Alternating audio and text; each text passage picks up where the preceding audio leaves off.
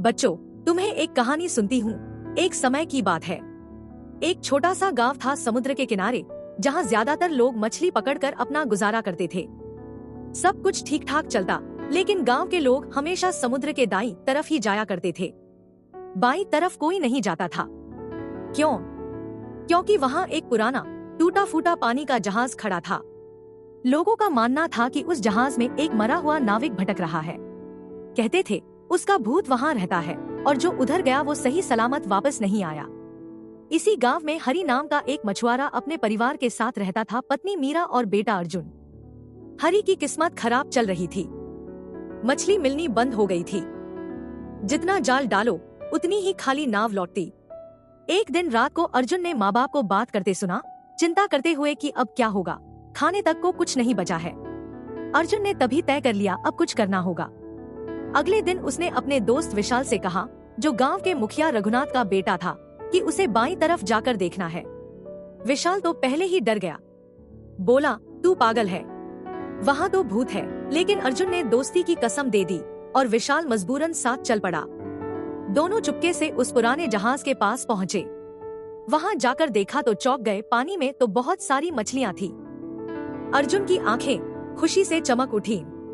पर तभी पीछे से एक भारी आवाज आई, मेरे शिकार। पलटे तो देखा एक खौफनाक आदमी उनकी तरफ दौड़ रहा है। दोनों डर के मारे जान बचाकर भागे।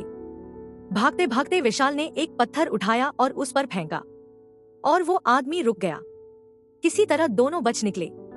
घर लौटते ही अर्जुन को डांट पड़ी, लेकिन जब माँ बाप को पता चला कि वो अपने पिता की मदद के लिए गया था, तो उनका गुस्सा प्यार में बदल गया। मीरा की आंखों में आंसू थे। बोली, अब वादा कर कि कभी उधर नहीं जाएगा। अर्जुन ने मजबूरन वादा किया। पर उसी रात गांव का एक शराबी उधर भटक गया और अगली सुबह नंगा बेहोश गांव के चौक पर मिला। सब बोले, नाविक ने किया होगा, मगर अर्जुन और विशाल के मन में अब शक बैठ चुका था। विशाल ने कहा, अगर वो भूत है तो किसी को मारता क्यों नहीं? और जब मैंने उस पर पत्थर फेंका था तो वो इंसानों की तरह घायल हुआ था। अर्जुन बोला, शायद वो भूत नहीं, कोई इंसान है, और अगर ऐसा है तो हमें उसकी सच्चाई पता लगानी होगी। इस बार उन्होंने योजना बनाई। अर्जुन सामने जाएगा और विशाल छुप कर रहेगा।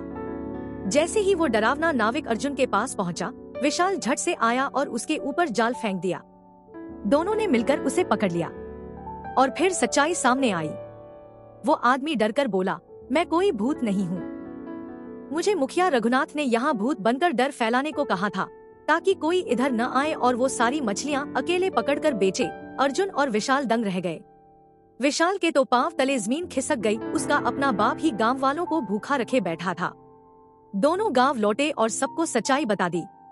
मछुआरे भड़क गए। सब मुखिया के घर के बाहर जमा हो गए। रघुनाथ पहले तो सब बातों से मुकरता रहा, लेकिन जब विशाल ने साफ कहा, अगर आपने अपना गुनाह नहीं माना तो मैं आपको छोड़कर चला जाऊंगा, तब रघुनाथ टूट गया। बोला, हाँ, मैंने ही ये सब किया था, मुझे माफ कर दो। अब से बाईं तरफ भी मछली पकड़ना सबके लिए खुला रहेगा। गांव वालों के चेहरों पर खुशी लौट आई। अर्जुन के घर में फिर से चूल्हा जलने लगा। अब कोई रहस्यमय नाविक नहीं था, सिर्फ मेहनती लोग थे जो ईमानदारी से अपना पेट पाल रहे थे।